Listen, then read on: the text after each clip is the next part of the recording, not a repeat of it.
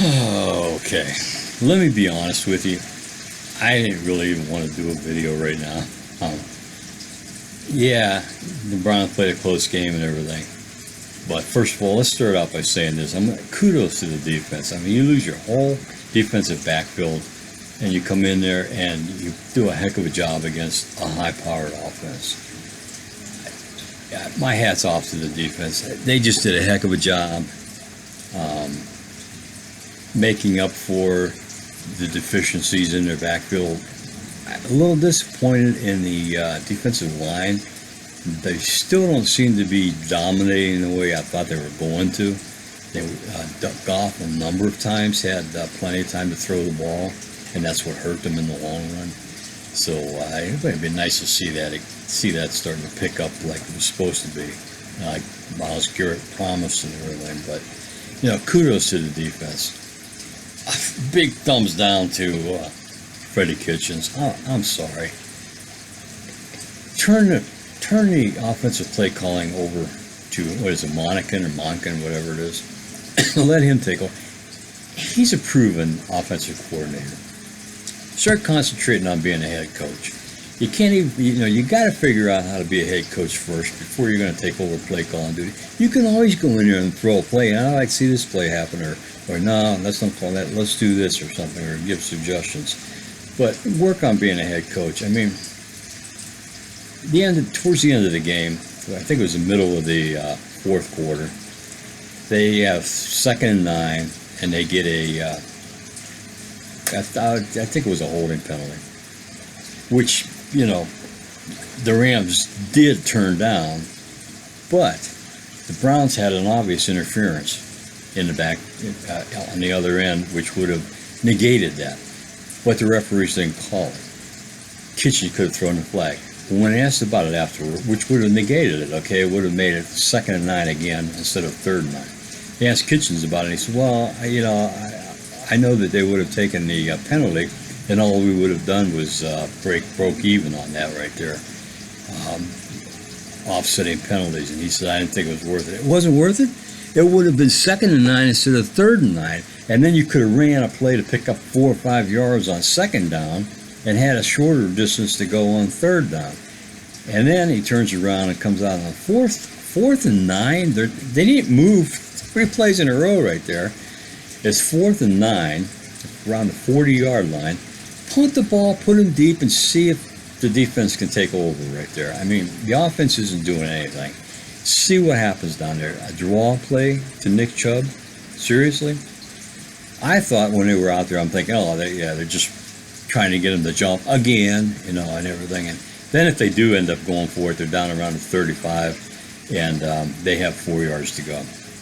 No, that's not what they did. They decided to go for it. I'm getting frustrated with Kitchens right now, and I'm tired of hearing it. Put all the blame on me. I can take it and everything. Kudos for you for that. But let's start working about being a head coach. Forget the coordinator stuff, okay? Baker's he does not look comfortable back there. He's dropped back a number of times, and he had time, and he took off scrambling right away, running to the right constantly running to the right. I know sometimes he had to do it and everything, but it just seems like he looks for his first guy and then takes off running. I'll tell you what, he's being humbled. He's being humbled big time right now. And then Daniel Jones goes out for the Giants, who he mentioned about. They drafted him and has a heck of a game yesterday. Mayfield is being humbled quite a bit. I don't like Colin Cowherd whatsoever. I don't agree with the stuff he says.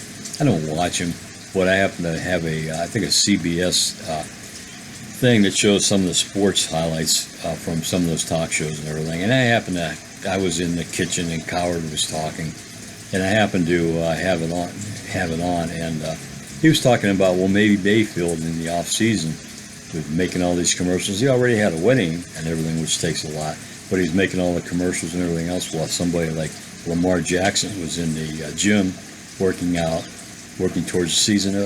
Maybe there's a lot to be said for that. I think there's also a lot to be said for we got all these new guys and they don't play them in the preseason. So And I don't know, did having such a physical camp take a lot out of the Browns? Is that the reason for all these injuries we're having right now? There's got to be a reason for the injuries, and a reporter asked a very good question about that. Whether should you change something or what? And he said, "No, I don't know. I don't think so. We've been doing this here for." I'm just okay. Let me back up a little bit. If the Browns beat the Ravens Sunday, they're tied for first place a quarter of the way through the season, and they would have the edge with the win over the Ravens. So if they can somehow come forward and beat the Ravens, and they better have their defensive backfield ready because Jackson will tear them up. If they can somehow beat the Ravens, we get through a quarter of the way through the season at 2-2, tied for first in our division. Okay, we'll just hope for better things going on. If they lose to the Ravens and all, they drop 2 games behind them. The sky's falling. I don't care what Baker says, the sky will be falling. So, anyway, like I said, I really wasn't even sure. You can probably see that I just don't feel like doing a video right now. But I thought I'd come on here and say what I had to say about the Browns. Maybe I'm wrong. Maybe I'm picking on Kitchens too much. He's a rookie head coach, but he's a rookie head coach.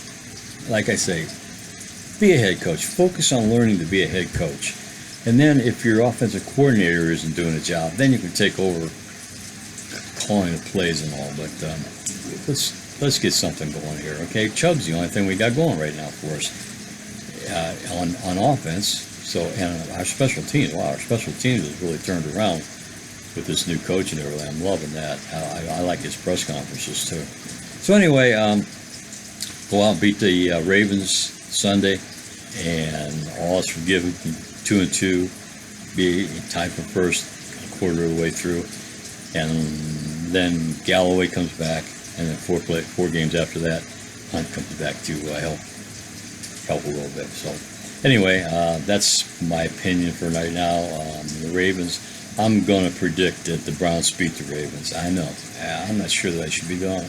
I'm going to predict they turn things loose and they end up beating the Ravens Sunday. So anyway, go Browns.